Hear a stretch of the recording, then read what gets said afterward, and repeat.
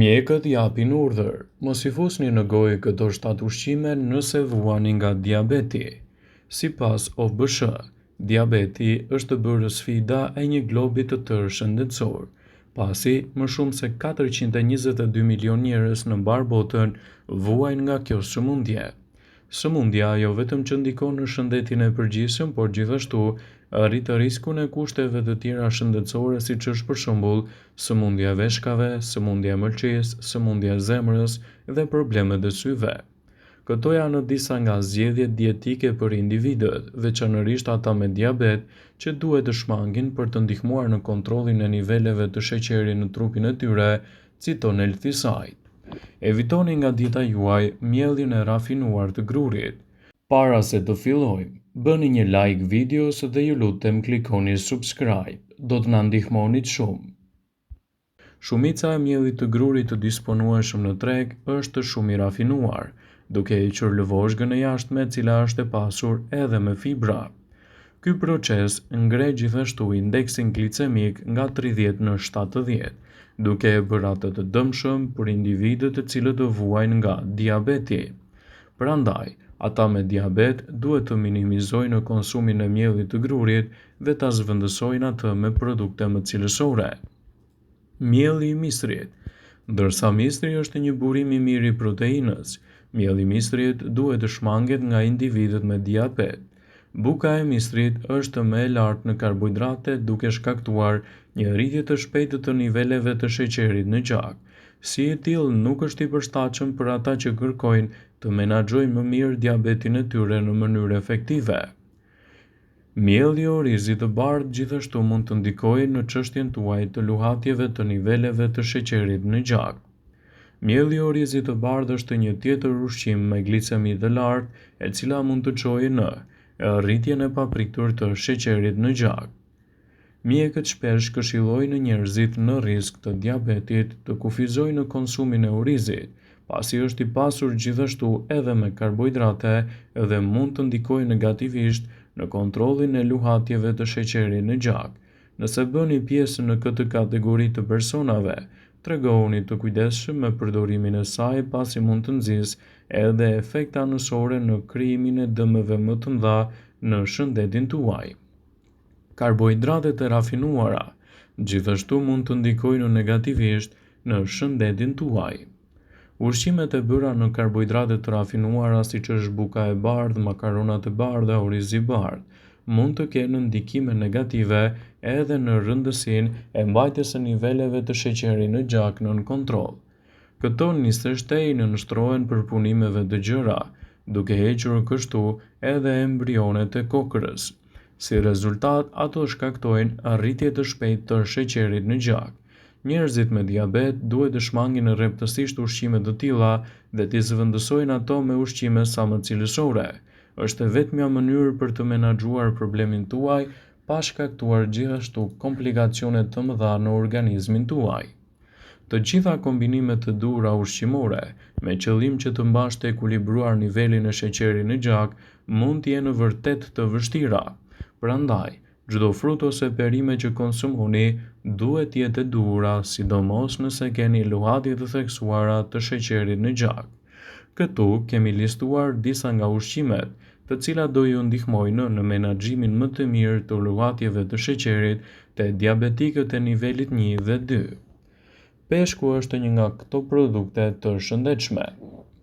Salmoni, sardelet, açuget janë burimet më të mira të yndyrnave omega-3 dhe acideve DHA dhe EPA, që ndihmojnë gjithashtu edhe në shëndetin tuaj të zemrës. Për të gjithë personat që vuajnë nga diabeti, duhet i konsumojnë pasi ato janë të predispozuara që të preken nga sëmundjet e zemrës. Këto acide mbrojnë qeliza dhe reduktojnë gjithashtu edhe riskun e inflamacioneve duke përmirësuar më mirë qarkullimin e gjakut në trup. Perimet të tilla si spinaqi, lëmpjetat, sallatat janë plot me vlera por edhe me pak kalori, duke qenë se ato treten shpejt nga organizmi, nuk e rrisin nivelin e sheqerit në gjak. Gjithashtu, këto perime janë të pasura me vitaminën C, e cila do të stimulojë edhe një rol të rëndësishëm në eliminimin e këtyre inflamacioneve dhe në lehtësimin e çështjeve tuaja të tensionit të lartë. Kanella është e pasur me antioksidant, të cilët mbrojnë shëndetin e syve. Studime të shumta mjekësore kanë vërtetuar se kanella mund të ulë nivelin e sheqerit në gjak dhe të përmirësojë ndjeshmërinë ndaj insulinës. Një tjetër studim vuri në dukje se kanella arrin të ulë kolesterolin edhe nivelin e triglicerideve. Vezët janë vërtet një paketë e vlerave të larta ushqyese dhe shëndetësore për organizmin. Përveç se të mbajnë më gjatë të ngopur, nëse konsumohen rregullisht në formën e zier, ato mund të ulin në riskun e problemeve të shëndetit të zemrës.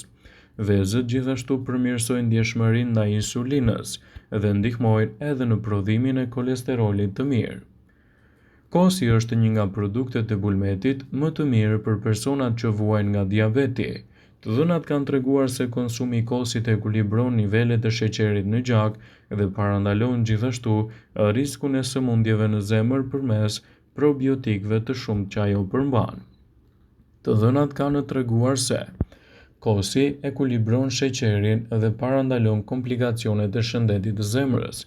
Te personat me diabetin e tipit 2, kosi mund të ndihmojë në mbajtjen e një peshe më të ekuilibruar edhe një sistemi tretës më të fuqishëm.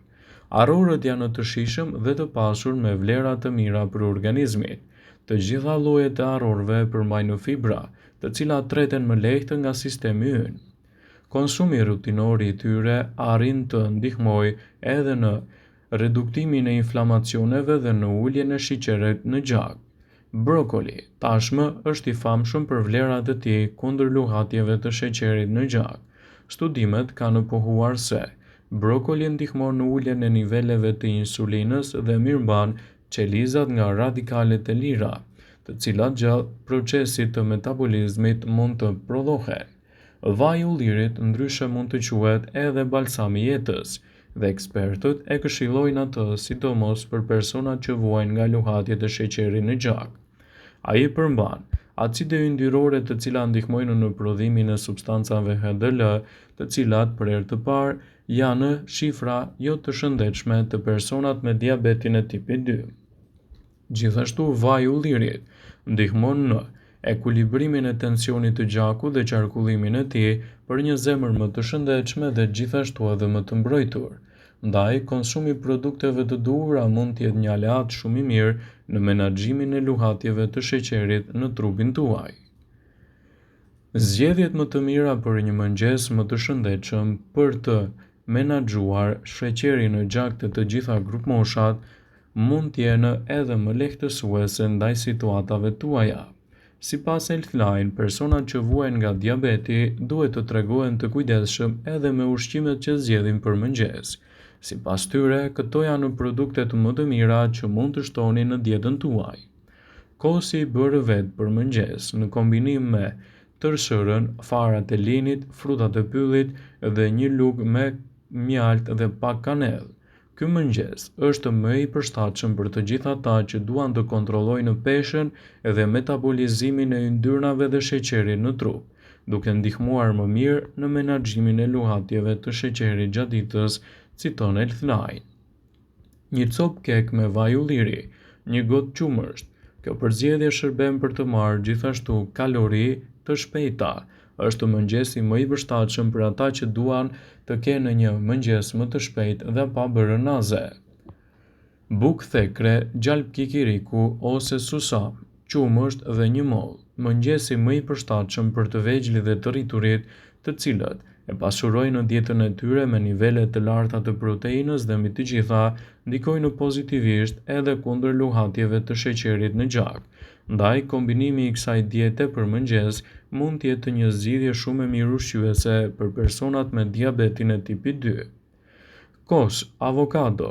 Gjithashtu në dietën tuaj mund të shtoni kastravec, fara chia dhe quinoa. Mëngjesi më i përshtatshëm për të marrë energji dhe vlera më të mira kundër luhatjeve të sheqerit. Ndryshimi i mëngjesit sipas këtyre bazave mund të jetë një mundësi shumë e mirë kundër luhatjeve të sheqerit në gjak, citon Healthline. Vëmendje, ju bëjmë dije se informacionet në këtë video kanë për qëllim që të plotësojnë, të mos zëvendësoj në këshillat e mjekut tuaj ose të ofruesit të kujdesit tuaj shëndetësor, dhe nuk ka në përqëllim që të mbuloj në të gjitha përdorimet e mundshme, masat paraprake, ndërveprimet ose dhe efektet e tyre negative për shëndetin tuaj. Pasi ta dëgjonit këtë video, do ju ftoja t'i bënit like dhe ta shpërndanit atë në profilin tuaj në mënyrë që të informohen edhe miqtë e tu.